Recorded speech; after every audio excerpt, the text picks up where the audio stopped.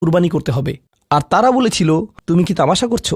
আতাত্তাখিযুনা হুজুয়া, তুমি কি আমাদের সাথে উপহাস করছো? আমাদেরকে গরু কুরবানি করতে হবে? এখানে আমাদের সামনে জটিল পরিস্থিতি রয়েছে, কিন্তু কোনো গরু কুরবানির প্রয়োজন নেই। তিনি আসলেই রেগে গেলেন। আপনারা জানেন, যখন মুসা আলাইহিস সালাম রেগে যান, তখন তিনি কিছু একটা করে ফেলতে পারেন। তো তিনি তৎক্ষণাৎ আল্লাহর কাছে প্রার্থনা করলেন এবং বললেন, আউযু বিল্লাহি আন আকুনা মিনাল জাহিলিন, আমি জাহেলদের অন্তর্ভুক্ত হওয়া থেকে আল্লাহর আশ্রয় প্রার্থনা করি। এর অর্থ মূর্খ নয়, কারণ স্পষ্টতই মুসা আলাইহিস সালাম ছিলেন পৃথিবীর জ্ঞানী মানুষদের একজন। তিনি অজ্ঞতা নিয়ে কথা বলছেন না। তিনি বলছেন, আমি আমার আবেগের উপর নিয়ন্ত্রণ হারানো থেকে, মেজাজের নিয়ন্ত্রণ হারানো থেকে আল্লাহর আশ্রয় প্রার্থনা করছি, এমন জিনিস বলা থেকে অথবা করা থেকে যা আমি এখন করতে চাই, কিন্তু আমাকে নিজেকে সংযত করতে হবে। এখন এই উপলব্ধি থেকে আলোচ্য আয়াতটিতে আসুন। এরকম মানুষ রয়েছে যারা সবচেয়ে জঘন্য কথা বলে, কিন্তু তাদের কোনো লাগাম নেই।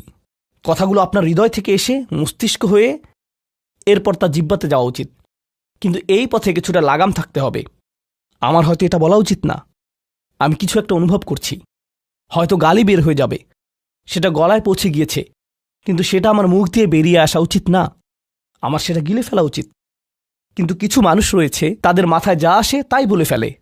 কারোর সাথে আপনার 6 মাস পরে দেখা হলো কোনো একটা পার্টিতে, ঈদের সময় অথবা অন্য কোথাও, হে আসসালামু আলাইকুম, আপনি তো মোটা হয়ে গেছেন, সবার সামনেই। এটা কেমন কথা? আপনি এটা মনে মনে আনতে পারেন আর নিজের মনে মনে মাশা আল্লাহ বলতে পারেন, কিন্তু সবার সামনে কেন আপনাকে এই কথা বলতে হবে? হেই, তুমি তো কয়েক বছর আগে পড়ালেখা ছেড়ে দিয়েছিলে, এখনো পাশ করনি, এখনো ফেইল অবস্থাতে আছো। মানুষ আপনাকে এরকম কথা বলে আর এটা আপনাকে রাগান্বিত করে। এই অবস্থায় কি করবেন? আল্লাহ বলেছেন, এটা আপনার মনের বিনয় প্রকাশের অংশ।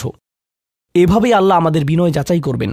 আর প্রসঙ্গক্রমে তারাই হয়ে থাকে আমাদের সবচেয়ে কাছের মানুষ, যার অর্থ আপনি এই ধরনের পরিস্থিতিতে বারবার বারবার বারবার পড়বেন। কিভাবে এটা থেকে বেরিয়ে আসবেন? আল্লাহ বলছেন, ওয়াইদা খাতাবাহুমুল জাহিলুনা ক্বালু সালামা। এটা দিয়ে কতিপয় জিনিস বোঝায়। আমি এখানে সেই কয়েকটি শিক্ষা নিয়ে আলোচনা করব।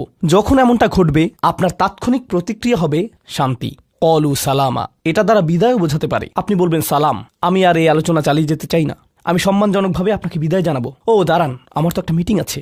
এর বাকি অংশটুকু আপনি মনে মনে বলতে পারেন আল্লাহর সাথে দোয়া করার জন্য, কিন্তু এটা তার কাছে প্রকাশ করার প্রয়োজন নেই। শুধু বলুন যে আমার একটা মিটিং আছে, আর সেখান থেকে চলে আসুন, কারণ আপনি এটা নিতে পারবেন না।